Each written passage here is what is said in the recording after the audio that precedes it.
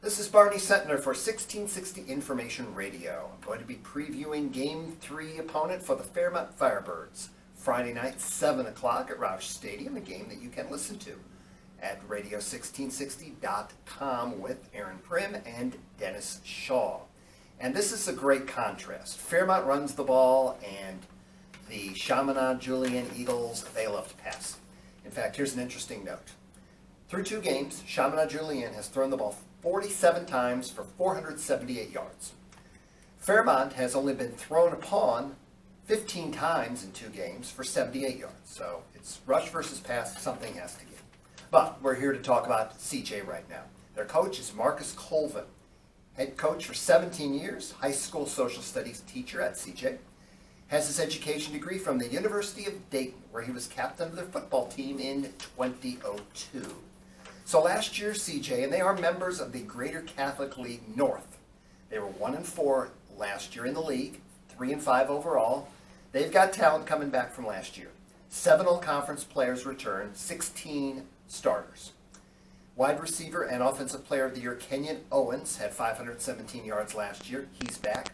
Quarterback Luke Chandler, who was second-team All-League with 1,084 passing yards, 64% completion rate. He's back. Those two accounted for 13 of their 19 touchdowns last year. Second teamers back from last year, offensive line, Ethan Teague, he's a junior. Nesta Owens, defensive lineman, he's a junior. And Jonathan Peltier, he is a junior wide receiver. You'll hear from Jonathan again in a moment. Now, on defense, they do have to replace linebacker David Frederick, and he was a first-team performer last year. He was third on the team in tackles with 80. Last year, CJ averaged 68 yards a game on the ground and only 2.7 yards per rush.